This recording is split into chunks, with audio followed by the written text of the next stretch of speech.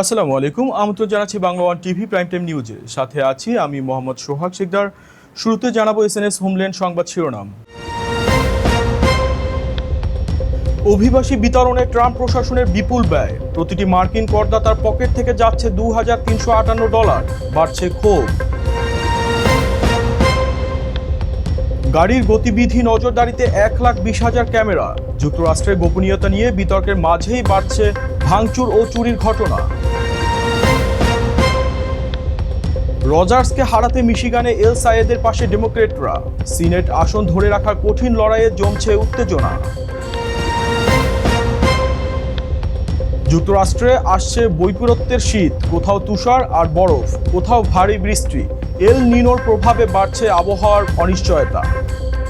শুনছিলেন শিরোনাম, এবারে বিস্তারিত। ট্রাম্প প্রশাসনের ব্যাপক নির্বাসন কর্মসূচি নিয়ে এবার সামনে এসেছে বড় অঙ্কের আর্থিক হিসাব। নতুন এক বিশ্লেষণ অনুযায়ী এই কর্মসূচির ব্যয় গড়ে প্রতিটি মার্কিন করদাতার উপর পড়ছে $2,358। ইতিমধ্যে অভিবাসন নিয়ন্ত্রণ ও নির্বাসনে প্রায় $270 বিলিয়ন বরাদ্দ বা প্রতিশ্রুত হয়েছে। কিন্তু এই বিপুল অর্থের বিনিময়ে আসলে কি পাচ্ছে যুক্তরাষ্ট্র, আর করদাতাদের ওপর এই ব্যয়ের দীর্ঘমেয়াদী প্রভাবই বা কতটা? বিস্তারিত রিপোর্টে। অভিবাসীদের ব্যাপকভাবে যুক্তরাষ্ট্র থেকে বিতাড়নের উদ্যোগ নিচ্ছে ট্রাম্প প্রশাসন, আর এই কর্মসূচির পেছনে ব্যয় হচ্ছে বিপুল সরকারি অর্থ। নতুন এক হিসাব বলছে গড়ে প্রতিটি মার্কিন করদাতার ওপর এই নির্বাসন নীতির খরচ পড়ছে প্রায় $2,358। ইকোনমিক পলিসি ইনস্টিটিউট বা ইপিআই প্রকাশ করেছে কস্ট অফ ডিপোর্টেশনস ক্যালকুলেটর। এর মাধ্যমে যুক্তরাষ্ট্রের বিভিন্ন এলাকায় ট্রাম্প প্রশাসনের গণনির্বাসন কর্মসূচির আর্থিক প্রভাব হিসাব করা হচ্ছে। ইপিআই এর তথ্য অনুযায়ী অভিবাসন আইন প্রয়োগ এবং গণনির্বাসন কার্যক্রমে কংগ্রেস ও ফেডারেল সংস্থাগুলো ইতোমধ্যে প্রায় $270 বিলিয়ন বরাদ্দ বা প্রতিশ্রুত করেছে। বিপুল এই অর্থের আকার বোঝাতে প্রতিষ্ঠানটি বলছে একই অর্থ দিয়ে প্রায় 9,32,000 স্কুল শিক্ষকের বেতন দেওয়া সম্ভব। শুধু তাই নয়, এই অর্থ দিয়ে 10 লাখের বেশি অগ্নি নির্বাপক কর্মীর ব্যয় মেটানো অথবা প্রায় 1,20,00,000 মানুষের মেডিকেড সুবিধা নিশ্চিত করা সম্ভব হতে পারে। ক্যালকুলেটরটিতে যুক্তরাষ্ট্রের প্রতিটি কাউন্টির তথ্য দেখা যায়, ফলে কোন এলাকার করদাতাদের ওপর কতটা আর্থিক চাপ পড়তে পারে তারও একটি আনুমানিক চিত্র পাওয়া গেছে। তবে এই হিসাব নিয়ে রাজনৈতিক বিতর্ক রয়েছে, কারণ ইপিআই একটি প্রগতিশীল নীতি গবেষণা প্রতিষ্ঠান এবং তাদের বিশ্লেষণ মূলত ট্রাম্প প্রশাসনের অভিবাসন নীতির ব্যয় তুলে ধরেছে। বিশ্লেষকদের মতে নির্বাসন কর্মসূচির প্রভাব শুধু সরকারি বাজেটেই নয়, শ্রমবাজার ও স্থানীয় অর্থনীতিতেও পড়তে পারে। ফলে ট্রাম্পের কঠোর অভিবাসন নীতি নিয়ে রাজনৈতিক বিতর্কের পাশাপাশি এখন সামনে আসছে এর আর্থিক মূল্য নিয়েও বড় প্রশ্ন। নিরাপত্তা বাড়াতে যুক্তরাষ্ট্রের বিভিন্ন এলাকায় বসানো স্বয়ংক্রিয় লাইসেন্স প্লেট ক্যামেরা এখন বিতর্কের কেন্দ্রে। এসব ক্যামেরা কোনো গাড়ি নির্দিষ্ট এলাকায় কখন চলাচল করেছে তা শনাক্ত ও সংরক্ষণ করতে পারে। অপরাধী ধরতে প্রযুক্তিটি কার্যকর হলেও ব্যক্তিগত গোপনীয়তা নিয়ে প্রশ্ন উঠেছে। পাশাপাশি কয়েকটি ক্যামেরা ভাঙচুর ও চুরির ঘটনায় নতুন করে সতর্ক হয়েছে পুলিশ। প্রযুক্তির এই দ্বিমুখী প্রভাব, সাম্প্রতিক ঘটনা প্রবাহ এবং বিতর্কের বিস্তারিত জানুন প্রতিবেদনে। যুক্তরাষ্ট্র জুড়ে স্বয়ংক্রিয় লাইসেন্স প্লেট রিডার ক্যামেরা নিয়ে বাড়ছে বিতর্ক। নিরাপত্তার জন্য ব্যবহৃত এসব ক্যামেরা ভাঙচুর, ক্ষতিগ্রস্ত কিংবা চুরি করার ঘটনা সামনে আসার পর নতুন করে সতর্কতা জারি করেছে আইন শৃঙ্খলা বাহিনী। ফ্লক্স সেফটি নামের প্রতিষ্ঠানের তৈরি এসব ক্যামেরা গাড়ির লাইসেন্স প্লেট শনাক্ত করতে পারে এবং নির্দিষ্ট এলাকার মধ্য দিয়ে কোনো গাড়ি কখন গেছে সেই তথ্য সংরক্ষণ করে। মিনেসোটার আদিনায় একটি ক্যামেরায় আঠার মতো পদার্থ লাগিয়ে দেওয়া হয়। পাশের প্লাইমাউথে আরেকটি ক্যামেরা ভেঙে টুকরো টুকরো করে ফেলা হয়। উত্তর ক্যারোলিনার ক্রেভেন কাউন্টিতে একটি ক্যামেরা চুরি করতে ধাতব খুঁটি কেটে ফেলার অভিযোগ উঠেছে। এই ঘটনার পর আইনশৃঙ্খলা বাহিনীর একটি বুলেটিনে চলতি মাসের শেষ দিকে এক সপ্তাহব্যাপী সম্ভাব্য প্রতিবাদের বিষয়ে সতর্ক করা হয়েছে। প্রতিবাদকারীদের ক্যামেরা অকার্যকর করা এবং লাইসেন্স প্লেট ঢেকে রাখার আহ্বান জানানো হয়েছে। ফ্লক সেফটির দাবি, যুক্তরাষ্ট্রে প্রায় 1,20,000 ক্যামেরা মোতায়েন রয়েছে। এসব প্রযুক্তি গত বছর 1 মিলিয়নের বেশি অপরাধ তদন্তে এবং 10,000-এর বেশি নিখোঁজ ব্যক্তিকে খুঁজে পেতে সহায়তা করেছে।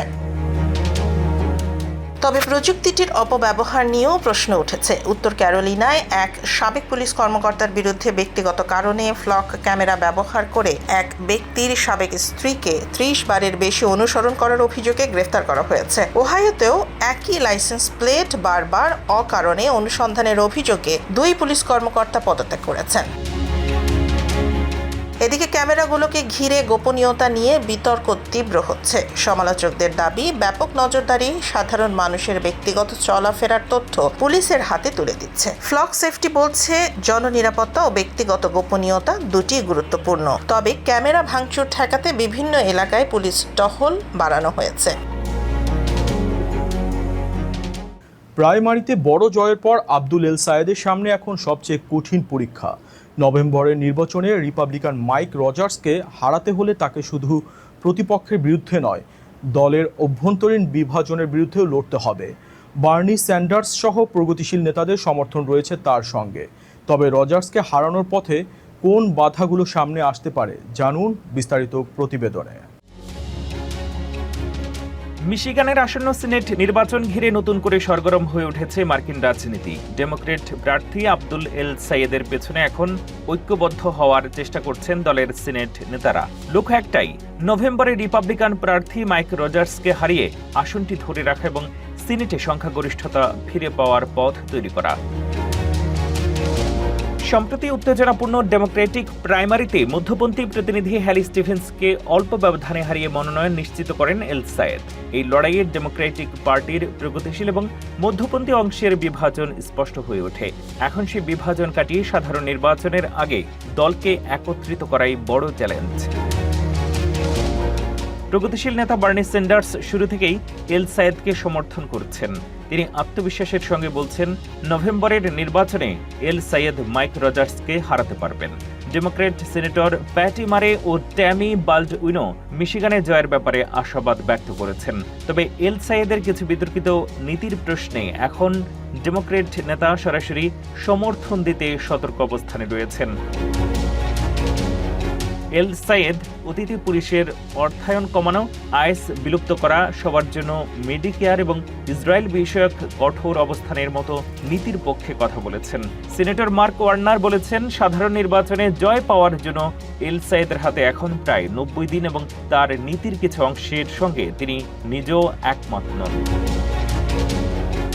অন্যদিকে রিপাবলিকানরা এল সায়েদের প্রগতিশীল নীতিকে আক্রমণের হাতিয়ার হিসেবে ব্যবহার করছে। রিপাবলিকান সিনেটর ডেব ফিশার সতর্ক করে বলেছেন, ডেমোক্রেটরা যদি মূলধারার ভোটারদের থেকে আরও দূরে সরে যায় তাহলে দলের সঙ্গে সাধারণ মানুষের দূরত্ব বাড়তে পারে। এখন মূল প্রশ্ন, দলীয় বিভাজন কাটিয়ে এল সায়েদ কি মিশিগানের রিপাবলিকান মাইক রজার্সকে হারিয়ে ডেমোক্রেটদের কাঙ্ক্ষিত জয় এনে দিতে পারবেন? শীত আসার আগেই যুক্তরাষ্ট্রের আবহাওয়া নিয়ে সামনে এসেছে গুরুত্বপূর্ণ পূর্বাভাস। এল নিনোর প্রভাবে এবার দেশের দক্ষিণাঞ্চলে বৃষ্টিবহুল ঝড়ের প্রবণতা বাড়তে পারে। উত্তর পূর্বাঞ্চলে ভারী তুষারপাত এবং উপকূলীয় এলাকায় বৃষ্টি ও তুষারের মিশ্র আবহাওয়ার সম্ভাবনা রয়েছে। প্যাসিফিক নর্থ ওয়েস্টেও তুষারের মৌসুম হতে পারে অনিয়মিত। কোন অঙ্গরাজ্যে বাড়ছে তুষার, বৃষ্টি ও বরফের ঝুঁকি, জানুন বিস্তারিত। যুক্তরাষ্ট্রে এখনও গ্রীষ্মের উত্তাপ কাটেনি, তবে এরই মধ্যে সামনে এসেছে 2026-27 সালের শীতের সম্ভাব্য চিত্র। ওল্ড ফার্মার্স অ্যালমানাকের পূর্বাভাস বলছে, এবারের শীত হতে পারে ঠান্ডা, বৃষ্টিবহুল এবং বেশ অস্থির। এর পেছনে অন্যতম কারণ হিসেবে উঠে এসেছে আবারও সক্রিয় হওয়া এল নিনো আবহাওয়া প্যাটার্ন। পূর্বাভাস অনুযায়ী দেশের উত্তরাঞ্চলে হঠাৎ তীব্র ঠান্ডা, তুষারপাত ও বরফের ঝুঁকি থাকতে পারে। বিশেষ করে নিউ ইয়র্ক সহ উত্তর পূর্বাঞ্চলের শীতের আবহাওয়া হতে পারে জটিল। উপকূলীয় এলাকায় বৃষ্টি কিংবা বৃষ্টি তুষারের মিশ্রণ দেখা যেতে পারে। আর ভেতরের অঞ্চলগুলোতে জানুয়ারি ও ফেব্রুয়ারিতে ভারী ও ভেজা তুষারপাতের আশঙ্কা রয়েছে। দক্ষিণ পশ্চিমাঞ্চলের চিত্র হতে পারে ব্যতিক্রমী। দক্ষিণ ক্যালিফোর্নিয়া থেকে টেক্সাস পর্যন্ত মরুভূমি এলাকায় স্বাভাবিকের তুলনায় বেশি বৃষ্টিপাত হতে পারে। এতে কাদামাটি, আকস্মিক ঠান্ডা এবং কিছু এলাকায় বন্যার ঝুঁকিও বাড়তে পারে। গালফ কোস্ট থেকে ফ্লোরিডা পর্যন্ত দক্ষিণাঞ্চলে বৃষ্টিপাতের পাশাপাশি স্বাভাবিকের চেয়ে ঠান্ডা আবহাওয়া দেখা যেতে পারে। টেনেসি ও কেন্টাকিতে বাড়তে পারে তুষার ও বরফের সম্ভাবনা। অন্যদিকে প্যাসিফিক নর্থ ওয়েস্টে তুষার মৌসুম হতে পারে অনিয়মিত। মধ্য পশ্চিমের কিছু অংশে শুষ্ক শীতের পূর্বাভাস থাকলেও গ্রেট লেকস অঞ্চলে দীর্ঘ সময় ধরে বরফ, বৃষ্টি, স্লিট এবং ভারী তুষারপাত হতে পারে। সব মিলিয়ে অ্যালমাকের পূর্বাভাস 2026-27 সালের শীত হবে বৈপরীত্যে ভরা। কোথাও ভারী বৃষ্টি, কোথাও তুষার, আর কোথাও আকস্মিক ঠান্ডা। তবে এগুলো দীর্ঘমেয়াদী পূর্বাভাস, তাই বাস্তব আবহাওয়া এর সঙ্গে ভিন্ন হতে পারে। ফোনে মেসেজ, অ্যাপে অর্ডার কিংবা অনলাইনে যোগাযোগ সবকিছুই সহজ হয়েছে প্রযুক্তির কল্যাণে। তবে এর সঙ্গে কমছে মানুষের মুখোমুখি কথাবার্তা। যুক্তরাষ্ট্রের নতুন গবেষণায় দেখা গেছে 2 দশকে দৈনিক কথার পরিমাণ প্রায় 30% কমেছে। গবেষকদের মতে এই পরিবর্তন দীর্ঘমেয়াদে সামাজিক সম্পর্ক ও মানসিক সুস্থতার প্রভাব ফেলতে পারে। কেন এমন পরিবর্তন আর এর পরিণতি কী, জেনে নিন বিস্তারিত প্রতিবেদনে। আমেরিকায় কমছে মানুষের মুখে মুখে কথা বলা। গত 2 দশকে একজন মানুষ প্রতিদিন গড়ে প্রায় 30% কম শব্দ উচ্চারণ করছেন। নতুন এক গবেষণায় উঠে এসেছে এমনই এক চমকপ্রদ তথ্য। গবেষকদের মতে কথাবার্তা কমে যাওয়ার এই প্রবণতা মানুষের সামাজিক যোগাযোগ, মানসিক সুস্থতা এবং একাকিত্বের উপরও প্রভাব ফেলতে পারে। পার্সপেক্টিভস অন সাইকোলজিক্যাল সায়েন্সে প্রকাশিত গবেষণাটি প্রায় 2200 মানুষের তথ্য বিশ্লেষণ করে তৈরি করা হয়েছে। এতে দেখা গেছে 2005 সালের তুলনায় বর্তমানে একজন মানুষ প্রতিদিন গড়ে 12,792টি শব্দ বলছেন। অর্থাৎ 2 দশকে দৈনন্দিন কথাবার্তায় উল্লেখযোগ্য পতন ঘটেছে। গবেষণায় সবচেয়ে বেশি পরিবর্তন দেখা গেছে 25 বছরের কম বয়সীদের মধ্যে। এই বয়সী মানুষরা প্রতি বছর গড়ে 451টি শব্দ কম বলছেন। 25 বছর বা তার বেশি বয়সীদের ক্ষেত্রে এই হার বছরে 314টি শব্দ। গবেষকদের ধারণা, এর পেছনে বড় ভূমিকা রাখছে প্রযুক্তি নির্ভর কনভেনিয়েন্স ইকোনমি। এখন দোকানে গিয়ে অর্ডার দেওয়ার বদলে অ্যাপ ব্যবহার করা যায়, খাবার বা বাজারের পণ্য ঘরে বসেই পাওয়া যায়। ফলে মানুষের স্বাভাবিক মুখোমুখি কথাবার্তার সুযোগও কমছে। গবেষণায় সহলেখক ভ্যালেরিয়া ফাইফারের মতে, মানুষের মধ্যে সরাসরি কথোপকথন কমে গেলে সামাজিক আর মানসিক বন্ধন দুর্বল হতে পারে। এমনকি বাড়তে পারে একাকিত্ব আর বিচ্ছিন্নতার অনুভূতিও। গবেষকরা বলছেন, টেক্সট মেসেজ বা অনলাইন যোগাযোগ সুবিধাজনক হলেও মুখোমুখি কথোপকথনের মতো শক্ত সামাজিক বন্ধন সবসময় তৈরি করতে পারে না। মহামারীর পর রিমোট কাজ আর সামাজিক দূরত্ব এই প্রবণতাকে আরও বাড়িয়ে থাকতে পারে বলেও ধারণা করা হচ্ছে। চাকরি পাওয়ার জন্য আর শুধু অনলাইনে আবেদন করে অপেক্ষা নয়। 25 আগস্ট নিউ ইয়র্কে আসছে এমন একটি সুযোগ যেখানে সরাসরি নিয়োগদাতাদের সঙ্গে কথা বলার সুযোগ পাবেন চাকরি প্রার্থীরা। জবস এনওয়াইসি এর হায়ারিং হলে থাকছে চাকরি, প্রশিক্ষণ ও কেরিয়ার সহায়তায় বিভিন্ন সুযোগ। বিশেষ করে নন প্রফিট খাতে আগ্রহীদের জন্য এটি হতে পারে গুরুত্বপূর্ণ প্ল্যাটফর্ম। সঙ্গে আপডেটেড রিজিউমি নিতে ভুলবেন না। নিবন্ধন, সময়সূচি ও অংশগ্রহণের নিয়ম সহ বিস্তারিত জানুন প্রতিবেদনে। নিউ ইয়র্কে চাকরি প্রার্থীদের জন্য আসছে দারুণ এক সুযোগ।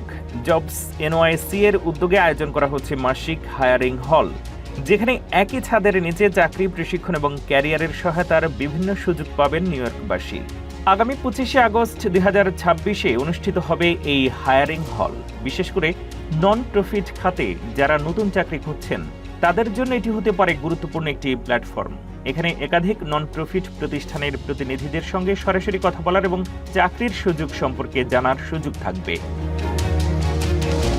শুধু চাকরি নয়, অংশগ্রহণকারীরা ওয়ার্ক ফোর্স ডেভেলপমেন্ট, ট্রেনিং, দক্ষতা উন্নয়ন, ক্যারিয়ার অ্যাডভান্সমেন্ট এবং ভবিষ্যতে ভালো চাকরির জন্য নিজেদের প্রস্তুত করার বিভিন্ন কর্মসূচি সম্পর্কেও তথ্য পাবেন।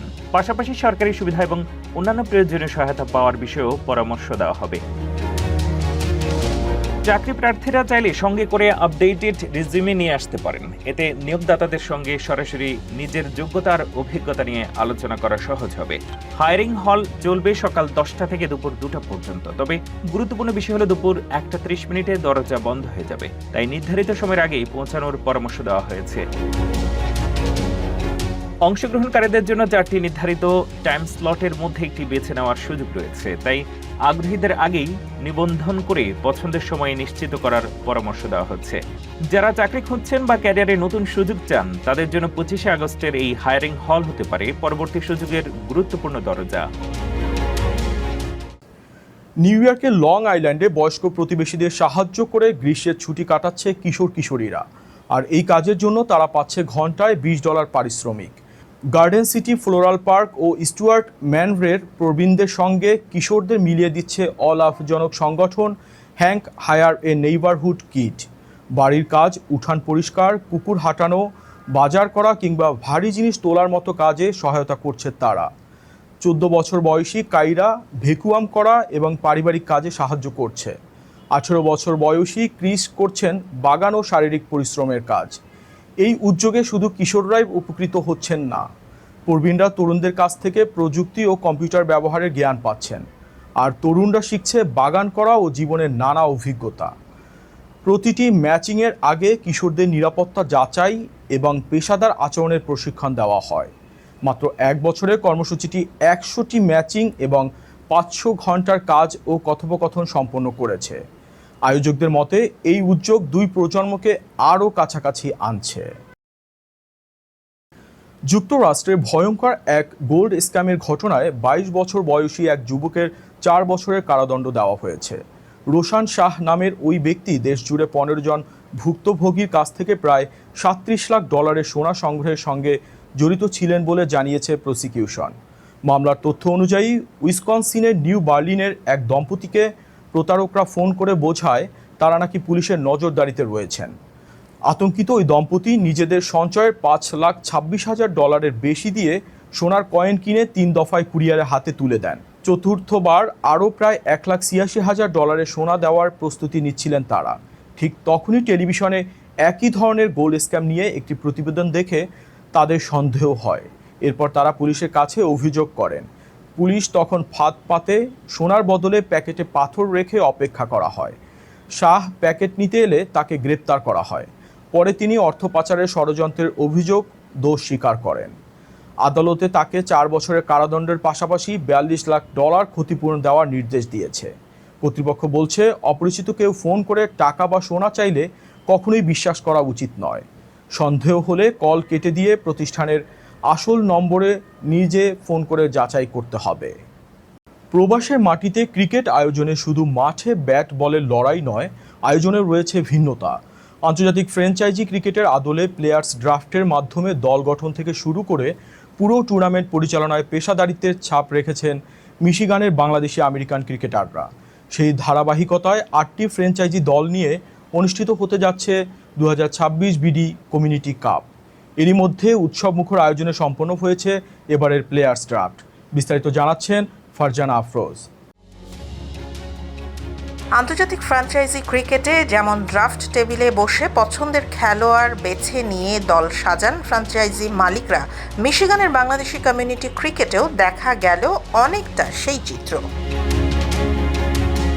বৃহস্পতিবার 6 আগস্ট ওয়ারেনের রয়্যাল বেঙ্গল কুজিন রেস্টুরেন্টে অনুষ্ঠিত হয় 2026 বিডি কমিউনিটি কাপের প্লেয়ার্স ড্রাফট।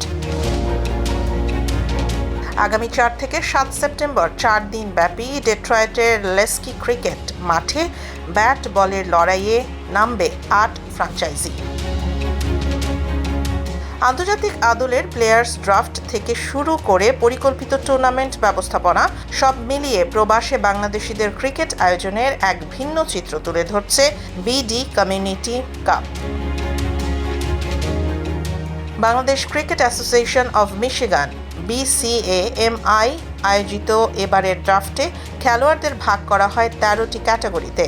সেখান থেকে নিজেদের পছন্দ ও কৌশল অনুযায়ী ক্রিকেটার বেছে নেয় 8 ফ্র্যাঞ্চাইজি। প্রতিটি দলে জায়গা পেয়েছেন 13 জন করে খেলোয়াড়।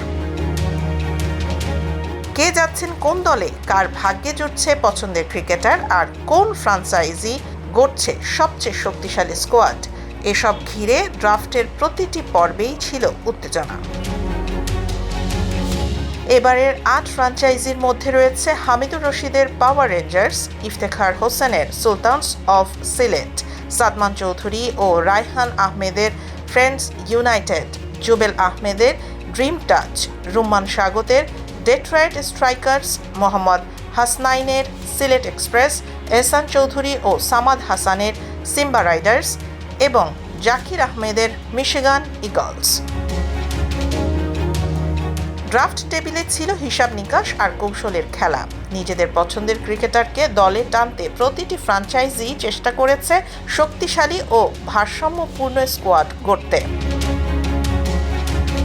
প্লেয়ার্স ড্রাফট অনুষ্ঠানে স্বাগত বক্তব্য রাখেন বাংলাদেশ ক্রিকেট অ্যাসোসিয়েশন অফ মিশিগানের সভাপতি তায়েফুর রহমান। তিনি ফ্র্যাঞ্চাইজি মালিক, খেলোয়াড়, স্পন্সর ও অতিথিদের ধন্যবাদ জানান এবং টুর্নামেন্ট সফল করতে সবার সহযোগিতা কামনা করেন। পরে ড্রাফট অনুষ্ঠান পরিচালনা করেন ইন্নাস আল রাজি। অনুষ্ঠানে আরও উপস্থিত ছিলেন সংগঠনের সহ সভাপতি সাইদ আহমেদ, অ্যাডভাইজার ইফতেখার আহমেদ ও মোশাররফ চৌধুরী লিটু। এছাড়া উপস্থিত ছিলেন টুর্নামেন্টের গোল্ড স্পন্সর মাশকুর কাউসার, সাংবাদিক সাহেল আহমেদ ও মাহমুদুল হক সহ ক্রিকেট সংশ্লিষ্ট বিভিন্ন পর্যায়ের ব্যক্তিরা। 2017 সাল থেকে নিয়মিতভাবে বিডি কমিউনিটি কাপ আয়োজন করে আসছে Bangladesh cricket association of Michigan. সময়ের সঙ্গে এই আয়োজন শুধু একটি ক্রিকেট টুর্নামেন্টেই সীমাবদ্ধ থাকেনি। ক্রিকেটকে ঘিরে এটি এখন মিশিগানের বাংলাদেশি কমিউনিটির অন্যতম মিলন মেলায় পরিণত হয়েছে। ড্রাফট শেষ, দলও প্রস্তুত। এবার অপেক্ষা মাঠের লড়াইয়ের। আগামী 4 সেপ্টেম্বর ব্যাট বলের লড়াই শুরু হলে বোঝা যাবে ড্রাফট টেবিলের হিসাব নিকাশ মাঠের ক্রিকেটে কতটা কাজে লাগাতে পারে 8 ফ্র্যাঞ্চাইজি। এই ছিল Bangla one TV prime time নিউজে। পরবর্তী প্রাইম টাইম নিউজ দেখার আমন্ত্রণ জানিয়ে বিদায় নিচ্ছি আমি মোহাম্মদ সোহাগ শিকদার। এতক্ষণ সাথে থাকার জন্য ধন্যবাদ।